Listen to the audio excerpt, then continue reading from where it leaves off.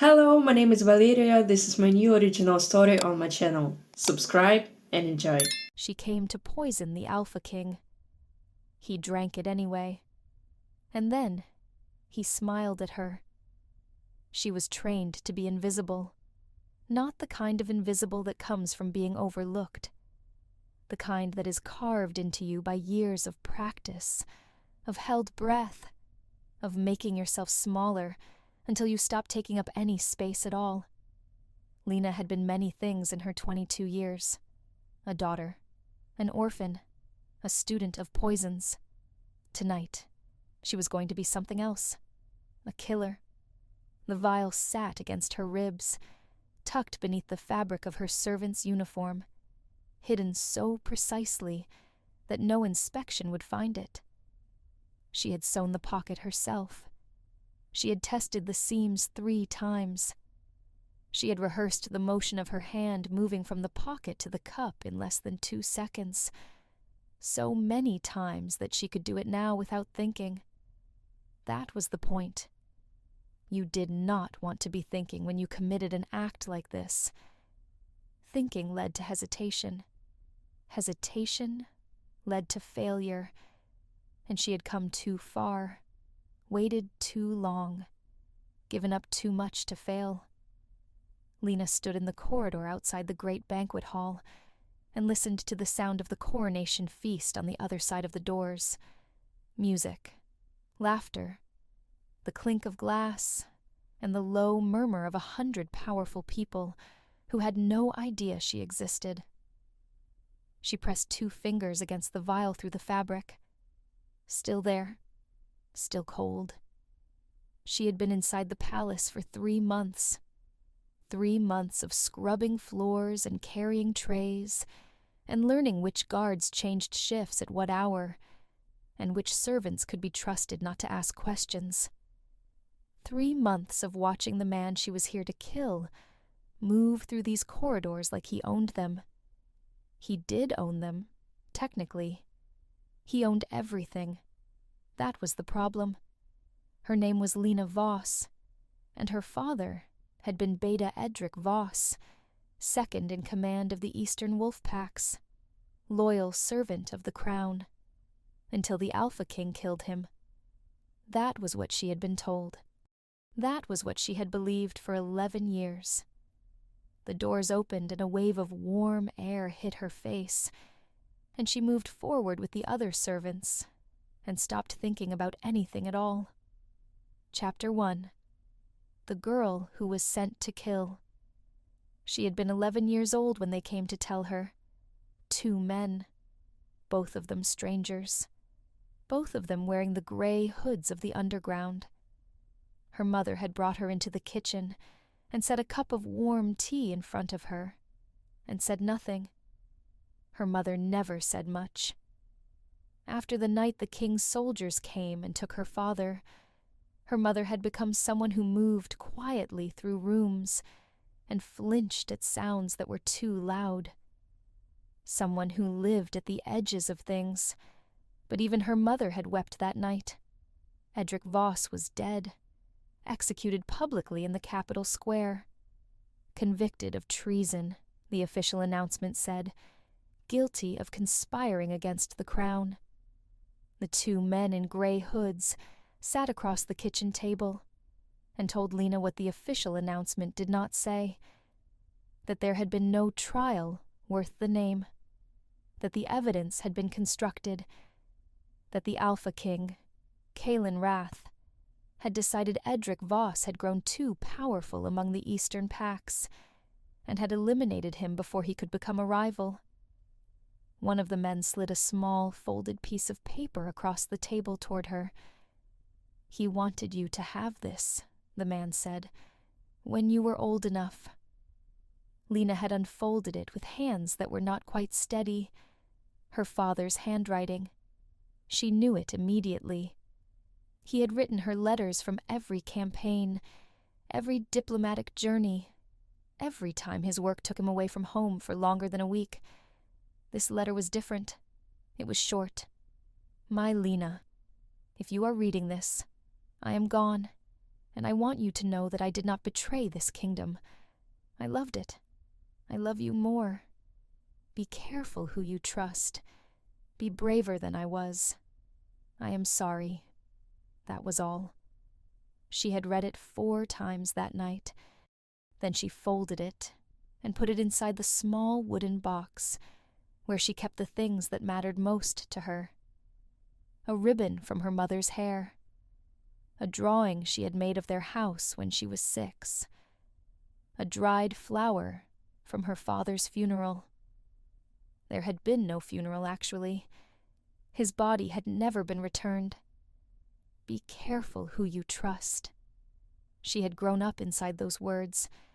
She had grown up inside the underground, too, because there was nowhere else to go. Her mother had died 2 years after her father. A fever, officially. But Lina knew now what kind of fever killed perfectly healthy women in their 40s, when their husbands had been executed for treason. The kind that came in a glass. The underground had taken Lina in.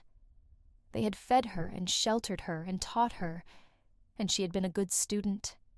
She had been an exceptional student. Languages first, then strategy, then the art of moving through spaces without being noticed. Then, finally, the study that had defined the last 4 years of her training. Poisons. She had a gift for it, her teacher said. Not a cruel gift. A precise one. The understanding of how things worked and what quantities mattered, and what effects could be achieved with what combinations. It was chemistry, really. It was biology. It was just that the application happened to end in death. Doran, the underground's leader, had called her into his office 6 months ago and told her she was ready. She had known what he was going to say before he said it. This was what she had been trained for. This was what all of it had been building toward. He needs to die, Doran said very simply, for what he did to your father, for what he has done to all of us. You are the only one who can get close enough. Lina had not said yes immediately. She had taken 3 days, not because she doubted the mission, not because she was afraid of the act itself, but because she kept thinking about her father's letter. Be careful who you trust. He had written that to warn her, she assumed, to tell her not to trust kings or crowns or men in fine clothes who smiled while they lied. She was fairly certain he had not meant it as a warning about the underground. But the letter lived in her chest sometimes, in the hollow place behind her sternum, pressing outward. She had said yes anyway, because she had nothing else to hold on to. Now she was here, moving through the banquet hall, with a tray of empty goblets, watching the Alpha King from the far side of the room. Kaelin Rath sat at the head of the long table at the center of the hall, elevated just slightly on the dais, so that the entire room could see him at all times. He was exactly as terrifying as the story suggested, dark-haired, broad-shouldered, with a face that was more sculpture than expression. He did not smile often. When he did, it never quite reached his eyes. She had watched him for 3 months. She had catalogued every habit, every pattern, every moment of predictability. She had done this with the clinical detachment of someone who understood that the man she was watching was an obstacle to be overcome, not a person to be known. She had mostly succeeded. Mostly. But there had been one night, 4 weeks ago, that she could not stop thinking about. It had been past midnight. She had been carrying a forgotten candle holder back from the east corridor when she passed the door to the small throne room that the king used for private audiences, the kind of audiences that did not appear on the official schedule. The door had been open 3 inches. She should have walked past. She stopped. The Alpha King was seated inside, but not on the throne. He was sitting on the stone steps that led up to it, elbows on his knees, looking at something in his hands. A piece of paper. He was reading it. No, not reading. He had it memorized. He was staring at it like a man staring at something he needed to see one more time, even though looking at it hurt. She had stood in that doorway for longer than was safe, and watched the most powerful man in the kingdom sit alone in a dark room in the middle of the night, completely still, with an expression on his face that she had no framework to interpret. He had looked, for a moment, like someone carrying a grief that had no bottom.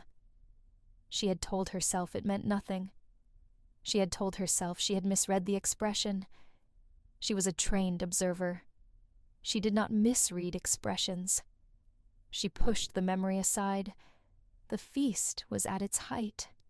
This was the moment. Lina moved toward the king's table. She had timed it precisely. The wine service. That was her window. The senior cupbearer was Marsh, a heavy-set man who had been in this position for 15 years, and who had developed the comfortable sloppiness of someone who had never been tested. Lina had cultivated him carefully. 3 months of quiet helpfulness, of covering his small errors before they were noticed, of learning exactly when he needed an extra pair of hands. He needed them now. "Marsh," she said softly, appearing at his elbow. "Your sleeve. The steward is watching." He looked down in alarm. There was nothing wrong with his sleeve. But by the time he looked back up, Lina was already moving forward with the king's goblet on the tray, and he was too flustered to reclaim it immediately. She had 40 seconds, 20 to cross to the king's position, 2 for the pour, 2 for the hand that moved from pocket to cup, 16 for the walk back. She had practiced it so many times she could feel the sequence like a melody. The hall was loud. The musicians were playing something celebratory. Laughter spilled from every corner of the room, and no one was watching a servant girl with a tray. She reached the king's table. She poured the wine. She reached inside her uniform, and the Alpha King turned and looked directly at her, not in the casual way of a man whose eye is caught by movement, not the distracted glance of someone momentarily interrupted. He looked at her, the way a man looks when he has been expecting something, and it has finally arrived. His eyes were very dark. Not brown, not black, but the color of deep water, just before the light gave out. Lina's hand froze inside her uniform. She held herself completely still. 3 seconds. 3 seconds where the vial was in her hand, partially withdrawn, and the Alpha King was watching her with that unreadable expression. She had practiced for resistance. She had practiced for discovery. She had not practiced for this, because he did not call the guards. He did not move. He just looked at her, and then he looked away, deliberately, as if he were giving her something. She did not understand what it was. Her hand completed the motion. The vial tipped. The contents mixed with the wine, colorless, odorless, already dissolving into the dark red. She set the goblet in front of him and walked away. Her hands were steady. Her heart was not. She positioned herself near the side wall and waited. The poison was called Silverthread. It had no smell and no taste, and it acted slowly, 30 minutes before the first symptom, another 20 before the situation became irreversible. The king would begin to feel tired, which at a feast, after wine, would not seem unusual.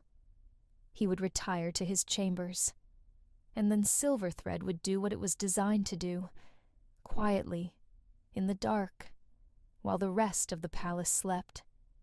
He would be gone by morning. She watched him lift the goblet. She watched him hold it for a moment without drinking, looking at it, and something about the way he looked at it made her chest tighten in a way she could not explain. He drank. All of it. In one long, deliberate movement that looked almost like a toast, though there was no one he was toasting. Then he set the goblet down and turned his head and found her with his eyes across the entire width of the hall and smiled. Not a court smile. Not the performance of warmth that she had watched him deploy on diplomats and nobles for 3 months. Something quieter. Something that looked almost like recognition. She could not move. She stood against the wall, with a tray in her hands, and told herself she was imagining it. She was imagining it. She had done it. It was done. She needed to leave the hall, make her way to the servants' exit, get back to the underground's contact in the lower city, and report that the mission was complete. She needed to never think about that smile again. She started walking toward the door. She had made it halfway down the side corridor, almost to the servants' stairwell, when a hand closed around her wrist. Not rough, precise. She knew how to break a grip. She had been taught 7 different ways depending on angle and force. She did none of them, because when she turned, it was a single palace guard, young, expressionless, and he said only this: "His Majesty requests a private word." 4 words that meant she had no choice. She followed him. The room he brought her to was small, a reading chamber off the east corridor, bookshelves lining the walls, a single lamp, no windows. She stood in the center of it and calculated exits. 1 door, no windows. The guard was outside. If the king was coming, she had perhaps 2 minutes. She had a second vial. Emergency use only. Contact poison. She had to touch him. She was already planning the positioning when the door opened and the Alpha King walked in. He was alone. He closed the door behind him, crossed to the chair by the bookshelf, and sat down in it with the ease of someone who found small rooms more comfortable than large ones. He did not look like a man who had just consumed a lethal dose of poison. He did not look like a man who was afraid. He looked, if anything, like a man who was finally somewhere he wanted to be. He said nothing for a moment. Neither did she. Then he said it. "Your father warned me about you 3 days before I had him executed." Lina felt the world stop. It was not a dramatic sensation. It was very quiet, actually. Very still. The way things went still just before something collapsed. She said carefully that her father had been dead for 11 years. He told her that was correct. She told him that her father had not known her, not the person she had become, not what she had been trained to do. The king looked at her and said that her father had been extraordinarily precise in his description. Then he reached inside his jacket. She had the second vial in her fingers, in the same instant. He produced a folded piece of paper. Not a new piece of paper. Not a document from the palace archives. Old paper. Paper that had been handled many times over many years, folded and unfolded until the creases were soft, until the edges had gone slightly translucent. He held it out to her. She did not take it. He set it on the arm of the chair and leaned back, giving her space. She looked at it for a long moment. Then she crossed the room and picked it up. She knew the handwriting before she read the first word. She would have known it anywhere. If you are reading this, then you have given it to her, and she has decided to use it the way I feared she would. That means the underground found her first.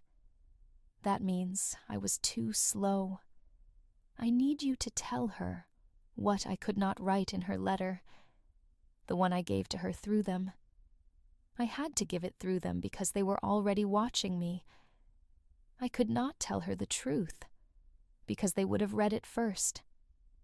They would have taken it from her and used it to compromise her before she was old enough to know what was happening. By the time she is old enough to come for you, she will have been taught that I was innocent and you were the villain. She will believe it completely because she was 11 years old when I was taken, and children hold on to the stories they are given when everything else is gone. So please, tell her who actually ordered the poison that killed her mother. Tell her who I was actually working with, and for how long, and why I let them take me rather than let them take her. Tell her I am sorry I could not protect her from what they made her into. Tell her I loved her more than this kingdom and more than my life, and that I still chose to trust you to tell her the truth, because you are the only one I have ever trusted with anything that mattered. Below that, a single line in different ink, written later. His name was not on it, but she knew whose voice it was. Your father was my most trusted man. Whatever they have told you, he died protecting you. Everything else is true. Every word. She read the letter twice. Then she put it down on the arm of the chair where he had placed it, and stepped back, and stood very still in the center of the room for a very long time. The Alpha King did not rush her. He sat with his hands folded and waited. She said, finally, that the poison would kill him. He said he knew. She said she was not bluffing. He said he knew that too. She told him she could not believe the letter. She told him it proved nothing. A letter like that could be written by anyone, could be fabricated, could be designed to manipulate exactly the kind of person she was, someone who had already lost everything and needed something to hold on to. He said that was true. He said he would not ask her to believe it based on the letter alone. Then he said something she was not prepared for. He told her he had an antidote for the Silverthread. He told her he had been carrying it since the night 3 months ago, when his intelligence officer informed him that a girl with light gray eyes and her father's talent for disappearing had entered the palace under a false name. He said he had chosen not to use it yet. She stared at him. He told her she had 30 minutes to decide whether she wanted the truth, or whether she wanted to walk out of this room and let what she had put in his wine take its course. He told her that if she walked out, the underground would never know she had hesitated. He would not tell them. He told her that if she stayed, he would show her everything, every document, every record from the 11 years since her father had died, every piece of evidence from the investigation that the underground believed had been buried. It had not been buried. It had been protected. There was a difference. And then he said the last thing. He said that the poison her mother had died from, the one the underground told her was administered by palace agents, had been found in the personal stores of a man she knew very well, a man named Doran. The word hit her like ice water. She opened her mouth. She closed it. The Alpha King stood up. He crossed to the small table by the bookshelf and picked up a glass and a small amber vial. He set them both in front of her. "The antidote," he said. "If you want it, give it to me. If you want to keep it as leverage, keep it. But either way, I am going to show you what your father died to protect." He walked to the door. Then he stopped with his hand on the handle and said one more thing, quietly, without turning around. He said that her father had used to say that the most dangerous thing in the world was a person who was brave enough to accept a truth that cost them everything they had believed. He said that Lina Voss had been that person. He opened the door. He said that he had spent 11 years hoping the daughter was too. He walked out. Lina stood in the room alone, with the antidote in her hands and her father's letter on the arm of the chair, and tried to remember how to breathe. If you need to stop and catch your breath right now, that is completely reasonable, because what comes next changes everything. Subscribe and keep watching, because this story is only just beginning to show you what it is really made of. Chapter 2. Every truth has a body buried under it. She gave him the antidote, not immediately.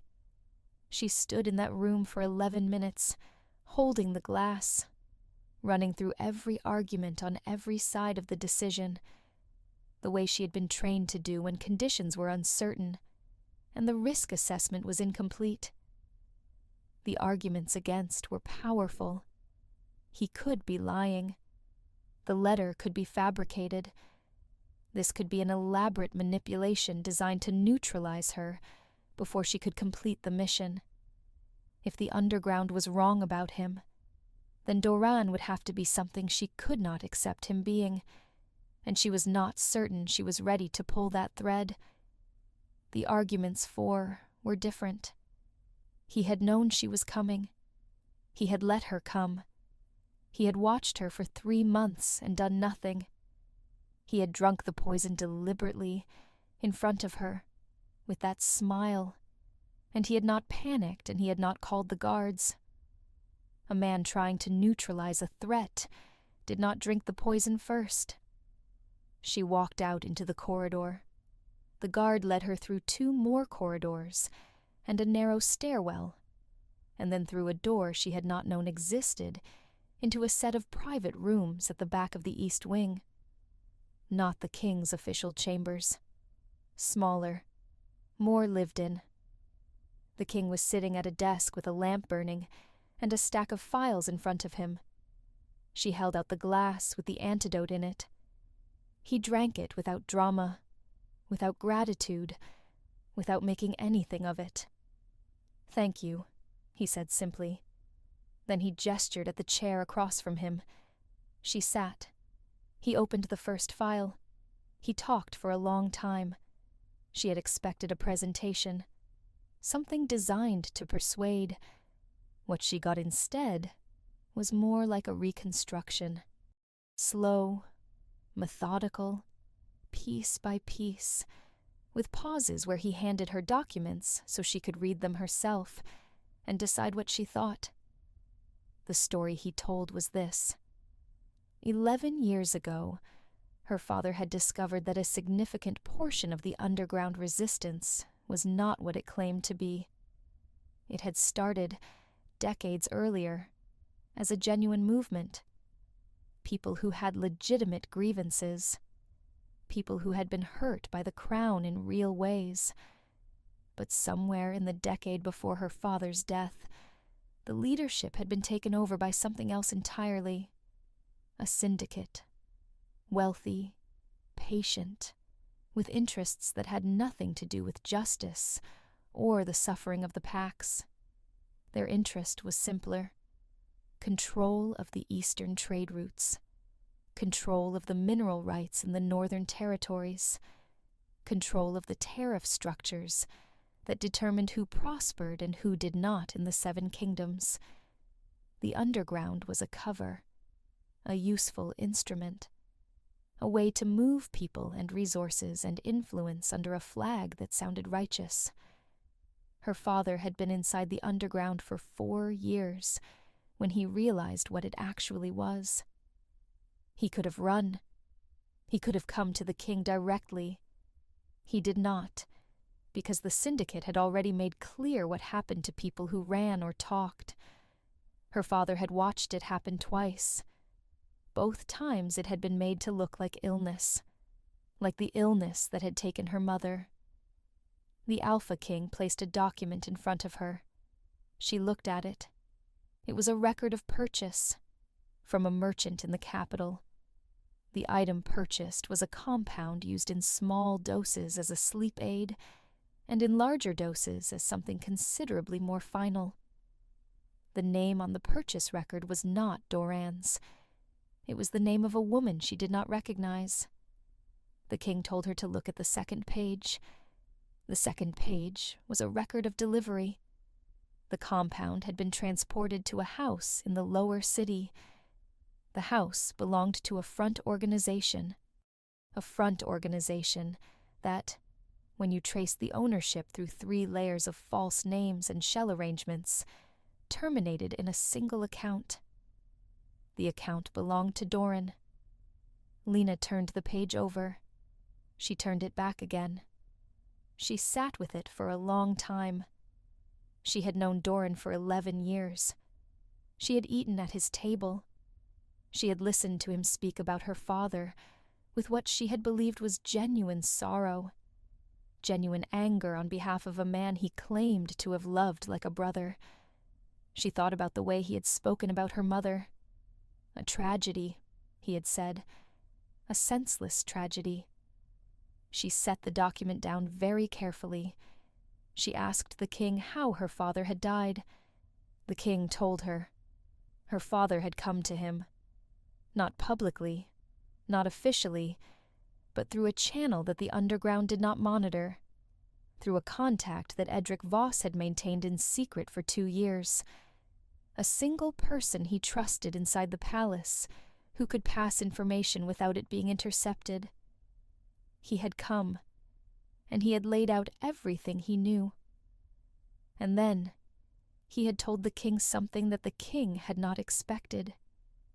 He had told him that the underground knew he had been compromised, that they had suspected him for months, that he had perhaps 3 weeks before they would move to eliminate him.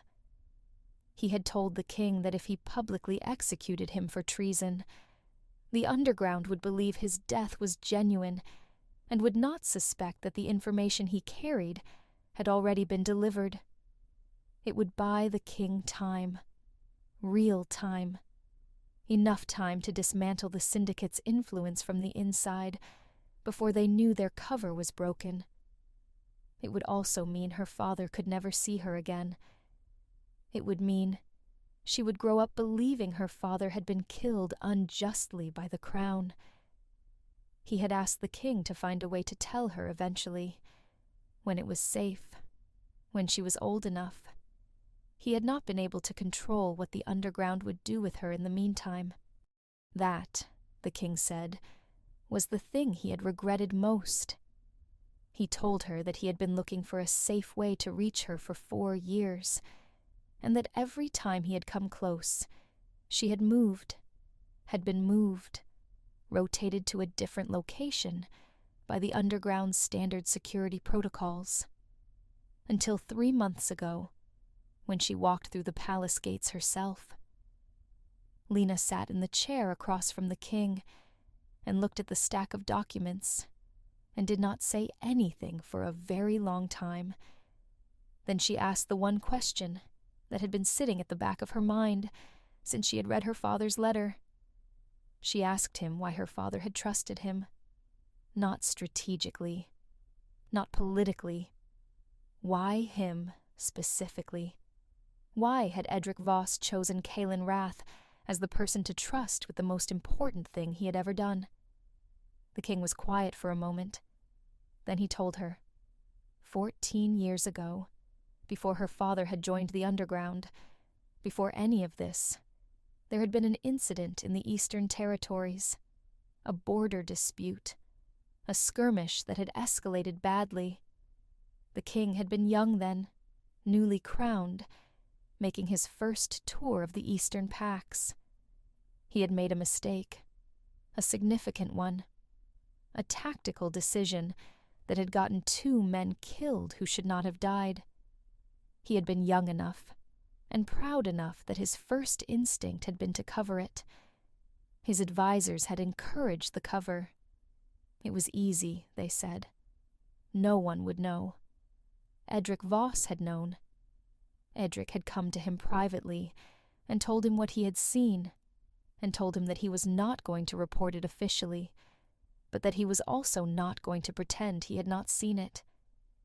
He had told the young king that the difference between a good ruler and a dangerous one was whether a man could look at his own mistakes honestly. Then he had walked away. He had never used it against him, had never leveraged it, had never told anyone.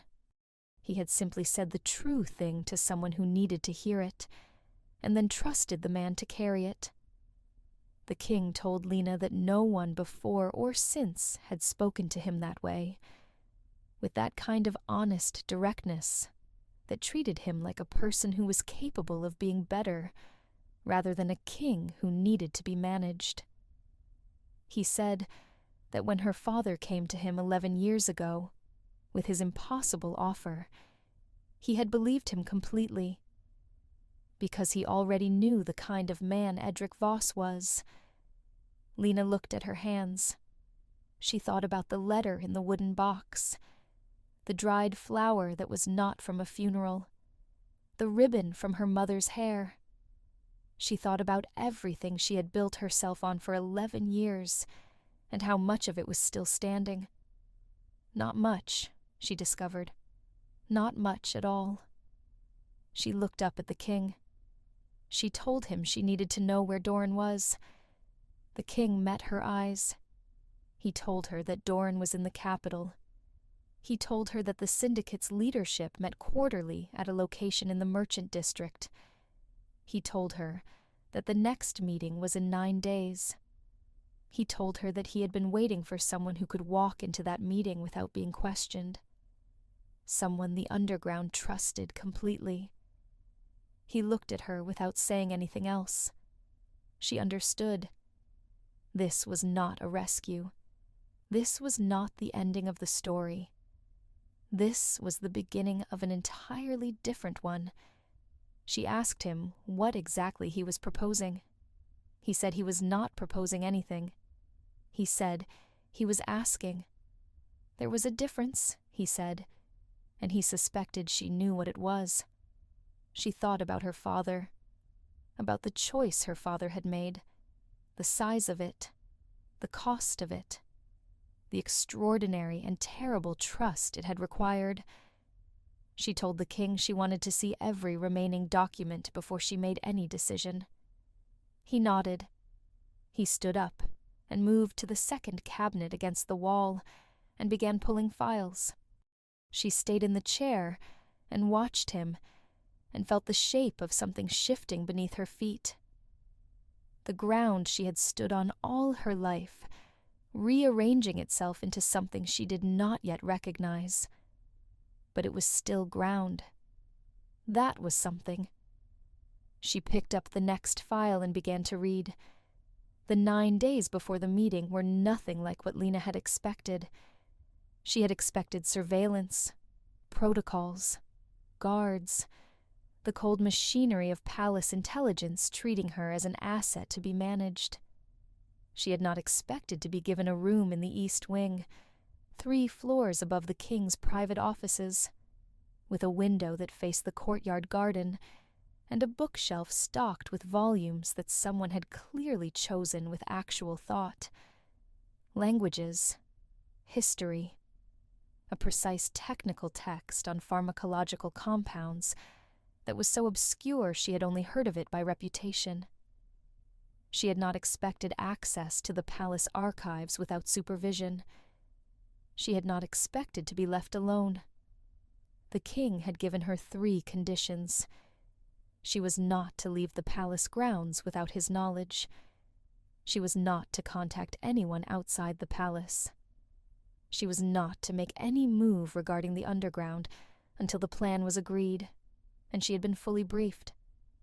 Beyond that, he had said, his time was her time, and the archive was open. She spent the first 2 days reading. She was meticulous, and she was fast, and she had been trained to process large volumes of information under conditions of uncertainty, which was a polite way of saying she had learned to keep her emotions in a separate compartment where they could not contaminate her analysis. The compartment had been reinforced over 11 years of practice. It held, mostly.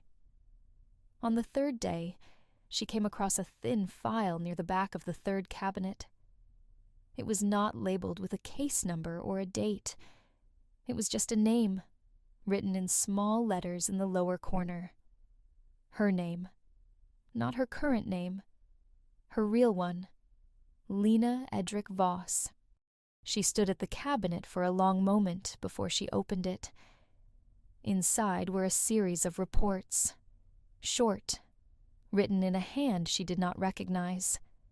Intelligence summaries. Her movements, tracked through the underground's relocation protocols over the course of several years. Attempts to find a safe contact point, each one marked as unsuccessful with brief notes indicating why. Underground security rotation changed. Contact window closed. Asset moved to Northern Territory. Road surveillance too heavy. Approach would be detected. And then, 3 months ago, in different ink, a single line. She came here herself. Below that, in the same small hand, do not approach. Let her work. She will need to see it for herself to believe any of it. Lina closed the file. She put it back exactly where she had found it. She stood in the archive for a long time, with her hand flat on the cabinet door. He had known.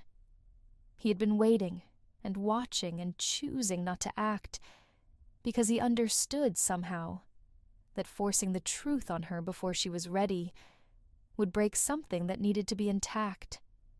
He had trusted her to arrive at it herself, the way her father had trusted him, a long time ago. She was not sure what to do with that. She was not sure what to do with any of this. She closed the archive and went back to her room and stood at the window and watched the courtyard below until it got dark. On the 5th day, she went looking for him. She found him in the small throne room, the one she had passed 3 months ago in the middle of the night. The door was open again, the same 3 inches. She did not stop herself this time. She pushed it open and walked in. He was standing at the window with his back to her, looking out at the city below. She told him she had a question. He said to ask it. She asked why he had smiled at her at the feast, after he had drunk the wine. He was quiet for a moment. Then he told her that she had looked terrified. He said that she had done everything right. Perfect form, perfect timing, completely controlled. Anyone watching would have seen nothing. But he had been watching specifically, and for a single instant before she locked herself back down, he had seen it. The fear, not of being caught, something older than that. The fear of what she was doing. He said that a person who was afraid of what they were doing was a person who was still paying attention to the right things. He said he had smiled because he had been waiting 11 years to see that face. He said it without looking at her. She stood in the small throne room and felt the compartment she had built around 11 years of grief develop something that was not quite a crack, but was moving in that direction. She told him that she had not decided yet. He asked what she had not decided. She said she had not decided whether she believed any of this was genuine, or whether it was the most sophisticated manipulation she had ever been subjected to. He turned from the window. He looked at her with those dark, deep-water eyes. He told her that was the right answer. He told her he would be genuinely concerned if she had already decided. She asked him how long he intended to wait. He said that he intended to wait as long as she needed. She thought about that on her way back to her room. She thought about it for a long time. On the 7th day, she told him she was in. Not because she had decided to trust him. Not because she was certain of anything.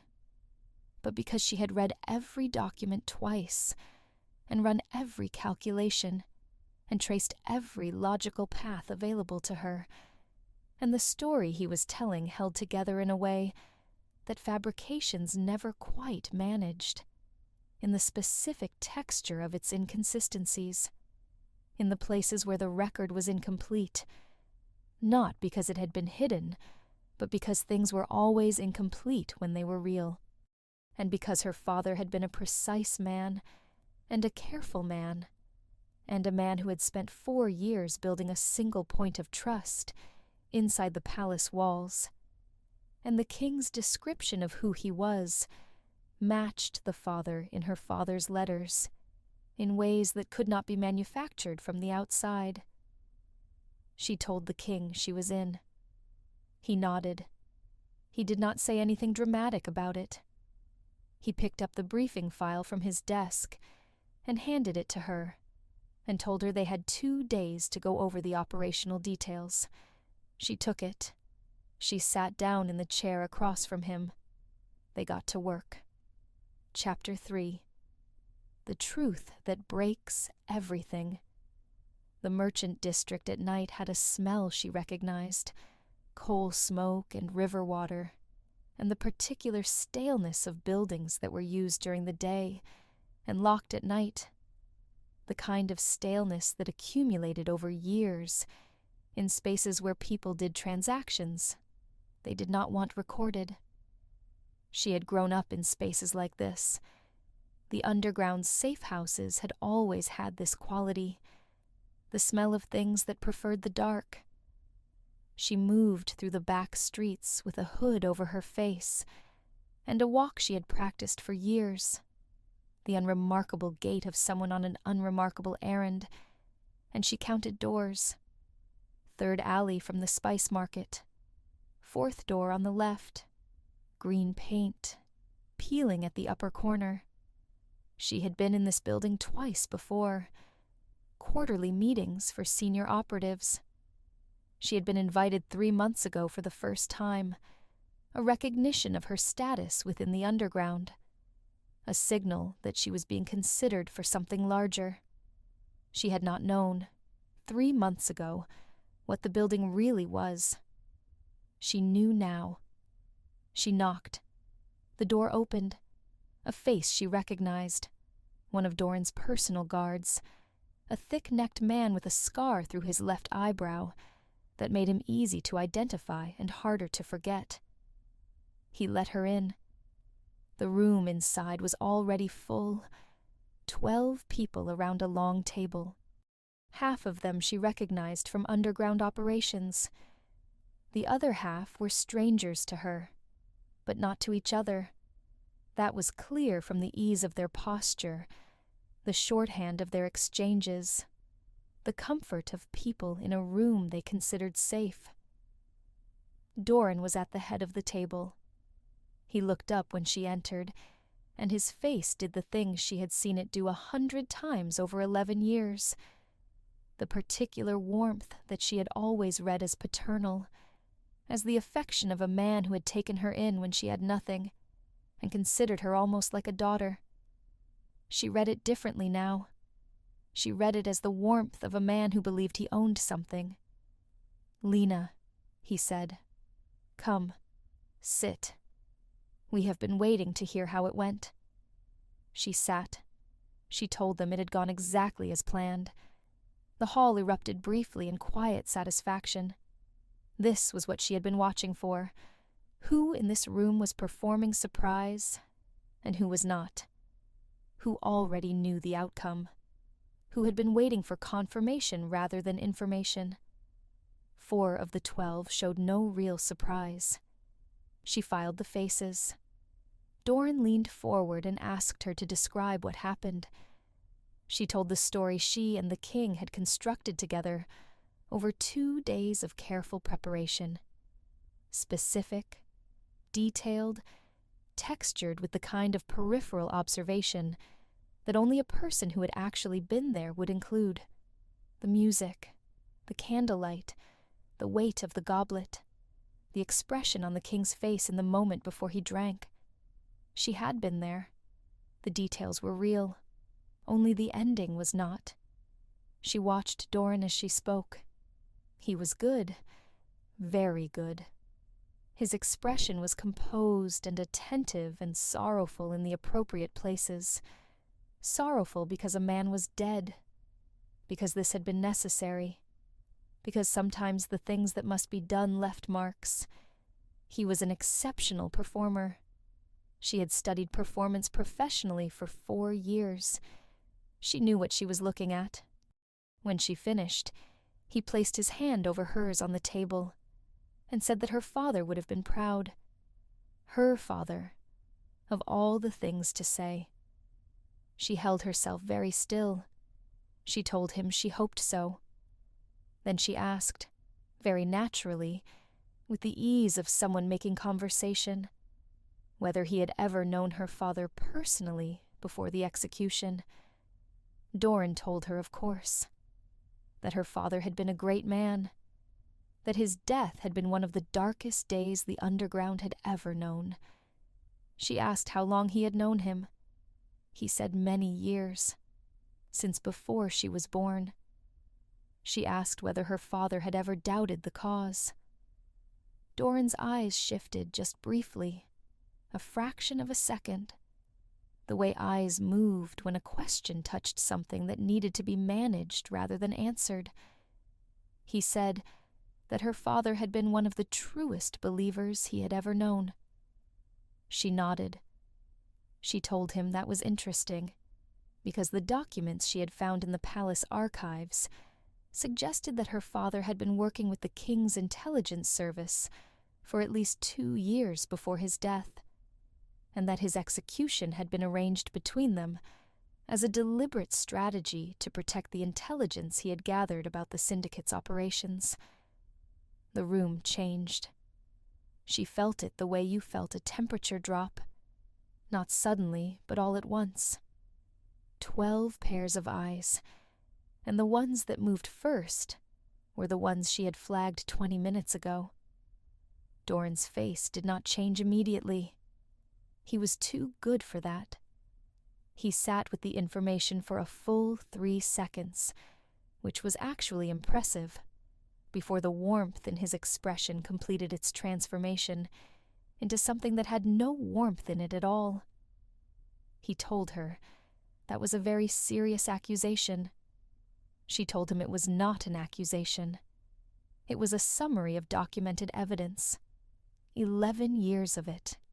She told him she was also very interested in discussing the compound, purchased under the name of Marin Selka, in the 14th month of the king's 3rd year.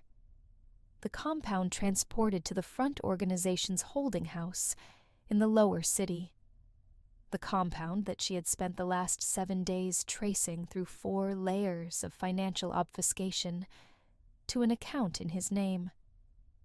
She told him she wanted him to explain to her, in the terms he was so skilled at using, how a man who loved her father like a brother had then poisoned her mother to prevent her from finding out what he had done to him. The 4 men she had flagged were already standing. 3 of them were moving toward her. She was already moving faster. She had planned for this moment with more care than she had planned for any other moment in her life, because she understood, the way her father must have understood, that the truth was not a weapon you could use safely at close range. You needed distance. You needed architecture around you. She had built it. She hit the second button on the small device in her left hand as she came out of the chair.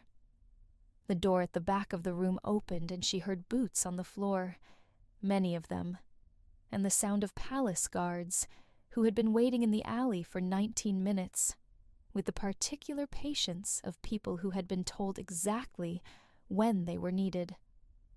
The 3 men reached her at the same moment the room filled with people, and for approximately 4 seconds, everything was very chaotic and very loud, and she took an elbow to the ribs that she was going to feel for a week. And then it was over. 12 people. 4 who were syndicate principals. 8 who were underground operatives who had simply not known what they were part of. People like she had been. People who believed in the thing the underground claimed to be, rather than the thing it actually was. The 4 principals were in irons. Doran had not moved from his chair. He was looking at her across the table, with an expression that she could not name, because it was not an expression she had expected. Not rage, not fear. Something that looked almost like relief. He told her that she was exactly like her father. She told him that she was working on it. Then the guards took him, and she was alone in the room, except for a lamp guttering low, and the smell of coal smoke and river water, and the particular quiet that came after. She stood in it for a moment. Then she walked out. The king was waiting at the palace entrance.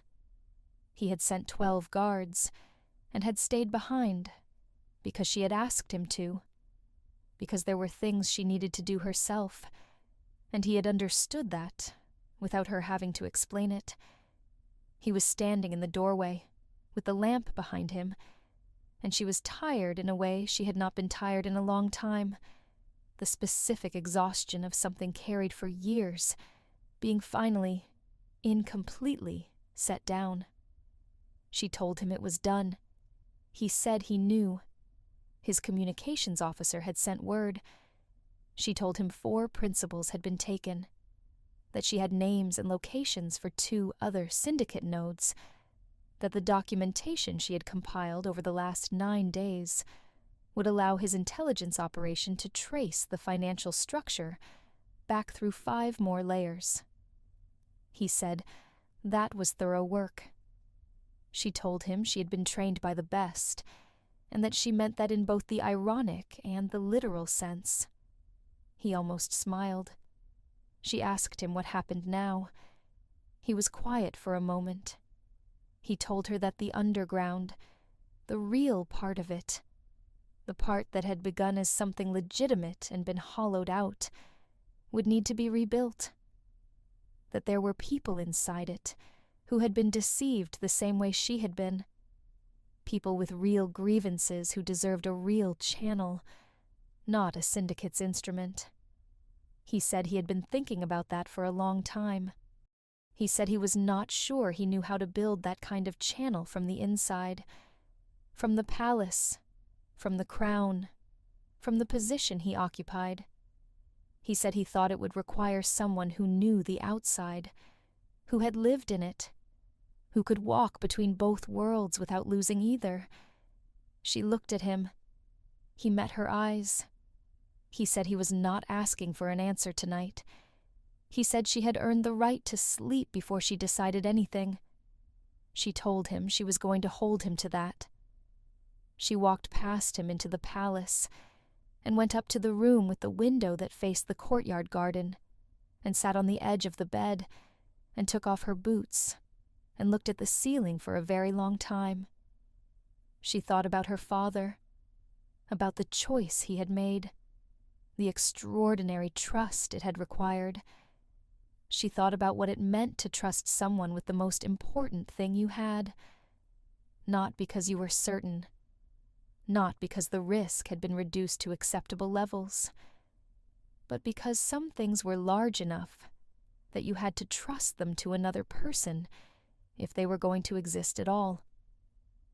She thought about the king's face in the doorway, the tiredness in it, the specific tiredness of someone who had been carrying something for a very long time and had almost stopped believing the day would come when they could put it down.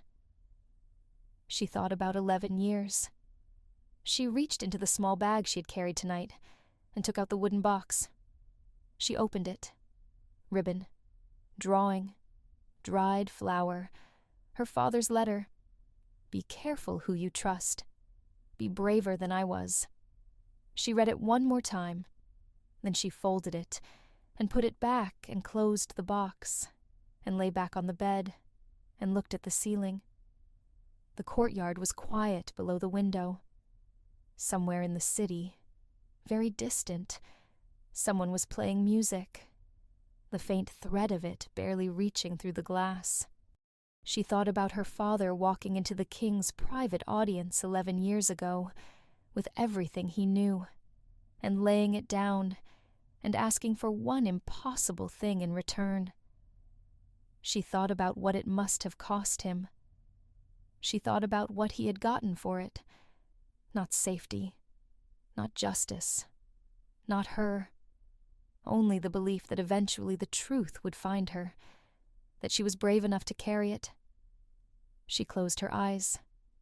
She was not certain about very much right now, but she was certain about this. She was going to find out if he was right. The morning came in gray and clean, the kind of morning that felt like a page turned. She went down to the king's offices at the 7th hour. He was already there. He looked like he had not slept much either. She told him she had an answer. He looked at her. She told him that she would help him rebuild the legitimate underground, the part of it that had been real, that she would work from inside the palace, but that she would maintain the contacts she had built over 11 years on the outside, because those contacts trusted her, and that trust was the only currency that was going to matter. She told him there were conditions. He said there were always conditions with competent people. He seemed to find this reassuring. She told him that the 8 underground operatives who had been in the room last night and had not known what they were part of would be treated as what they were, which was deceived civilians, not criminals. That they would be given the choice to participate in rebuilding or to walk away with no record attached to their names. He agreed. She told him that her father's name would be formally cleared, publicly, with a full account of what he had actually done and why. He was quiet for a moment. He said that he had intended to do that regardless, but that he understood why she needed to name it specifically. And yes, she told him that the 3rd condition was personal. He waited. She told him that she wanted to know everything about her father that he knew, every conversation, every letter, everything from the years when her father had been the person on the inside, and she had been a child growing up in the underground, with a story in place of the truth. She wanted to know him back. The king looked at her for a long moment. He said that was the most reasonable thing she had asked for. He said he would like that, actually. There was something in the way he said it. Not the performance of warmth.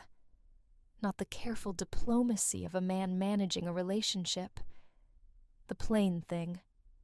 The thing that happened when people stopped performing at each other and just said what they meant. She thought about her father writing, "I still chose to trust you with the most important thing, because you are the only one I have ever trusted with anything that mattered." She thought she was beginning to understand what he had seen. She told the king she would need her own office. He said that was straightforward. She told him she would need access to the intelligence files going back 20 years. He said that could be arranged. She told him she was not going to be easy to work with. He said that in his experience, the easy ones were never much good. She almost laughed. It was not quite a laugh. It was the edge of one, the shape of the sound before it formed. It was the first time something had made that shape in her chest in a very long time. She sat down across from him. She told him they should get started. He opened the first file. Outside the window, the city was waking up, and somewhere below in the courtyard garden, the light was doing something extraordinary with the morning, making everything it touched look like it was just arriving, like everything in it was at the beginning of something rather than the end. She looked at the file in front of her. She thought about what her father had written. "Be braver than I was." She picked up the document and began to read. There are things in this world that require you to lose everything you were certain of before you can find out what is actually true. Lina Voss had lost everything twice. Once when she was 11 years old, and two men in gray hoods sat across her mother's kitchen table and told her what the world was made of. Once in a small reading room at the back of the east wing of the palace, with a letter in her hands and a glass of antidote on the chair beside her. She was not the same person she had been before either of those moments. But she was beginning to think, closer to the person her father had believed she could become. The office they gave her was on the 3rd floor of the East Wing. It had a window that faced the city. She kept the wooden box on the desk where she could see it. She kept her father's letter folded inside. She did not read it every day. But some days, when the work was heavy, and the choices were hard, and the distance between what was true and what was provable felt very wide, she opened the box. She unfolded the letter. She read the last line. "Be braver than I was." She folded it back. She kept going. You stayed until the end, and now you know that every truth has a body under it, and every story worth telling costs something real. If this story hit you the way it was meant to, then the next chapter of your life as a subscriber to this channel starts right now. Hit subscribe. Because what comes after the truth is always the most interesting part. And we are just getting started. There is a particular kind of mourning that comes after a long war, not the mourning after a battle, which is loud and full of the smell of things that have burned and the sound of people still processing what happened to them. The other kind, the mourning after the last day of a long war, when the fighting is genuinely over and the machinery of conflict has finally stopped, and the silence where all of that noise used to live is so large, it takes a while before you can hear anything else in it. Lina knew that morning, the way she knew the inside of her own hands. It was the morning she had spent the last 11 years telling herself she wanted. She had imagined it sometimes, in the underground safe houses, in the narrow beds in the rooms that were never quite hers. She had imagined what it would feel like to arrive at the end of this, to have done what needed doing, to be on the other side of it. She had imagined it would feel like relief. She had not imagined it would feel like standing in an open field after years of walls. The freedom and the exposure were the same thing. Her first week in the office was strange.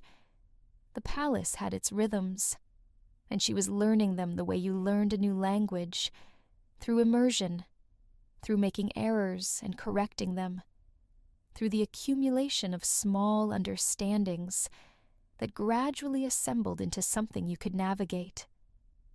The intelligence officers were cautious with her at first. She understood it. She was new. She was young.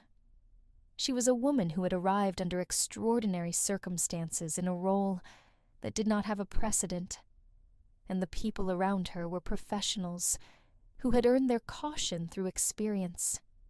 She did not push. She learned their methods. She asked questions when she genuinely did not know, and she did not ask them when she could find the answer herself. And after about 3 weeks, she noticed that the caution had modulated into something closer to careful respect. Not trust. Not yet. But the beginning of it.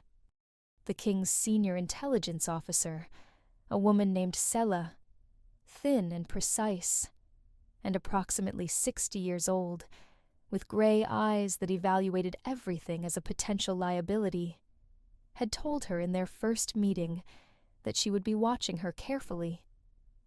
Lina had said that seemed appropriate. Selah had looked at her for a moment, and then done something that Lina later came to understand was very rare. She had smiled. They had a difficult and productive working relationship from that point forward. Doran was tried. It was not a public trial, not immediately. The scope of the syndicate's operations was extensive enough that making the proceedings public before the full extent of the network had been traced would have given the remaining nodes enough warning to disappear. So it was a closed proceeding, documented with the kind of precision that would allow a full public accounting when the time came. She was not present for it. She had been asked if she wanted to be. She thought about it for several days.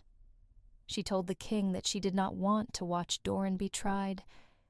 She wanted to be present when her father's name was cleared. Those were different things, and she was choosing to care about the second one. He said that was exactly the right distinction. Her father's formal exoneration happened on a cold morning in the 11th week, after the Merchant District meeting. It was a small ceremony, deliberately. The king had offered to make it a larger public affair, and she had asked him to keep it quiet. Just the official documentation, just the formal record corrected. Because her father had not been a man who wanted large ceremonies, and she was not going to give him one posthumously without his consent. The king had said that sounded like him. She had looked up at that, quickly, and found something in his expression that she was only beginning to learn to read. The specific texture of a grief that had been carried a long time and had not diminished with time so much as become familiar. The way you learned to live around a missing person, not by forgetting them, but by incorporating the shape of their absence into the shape of your days. She understood that. She was doing it herself. After the ceremony, she went back to her office and sat at her desk for a long time, without reading anything. She opened the wooden box. She did not take the letter out. She just looked at it, folded, in its place between the ribbon and the dried flower that was not from a funeral. She thought about her father choosing to trust an unknown king with everything he had, with his daughter's future, with the only version of the truth that was going to survive him. She thought about how terrifying that must have been. She thought about how he had done it anyway. She closed the box. She picked up the next file. She kept going.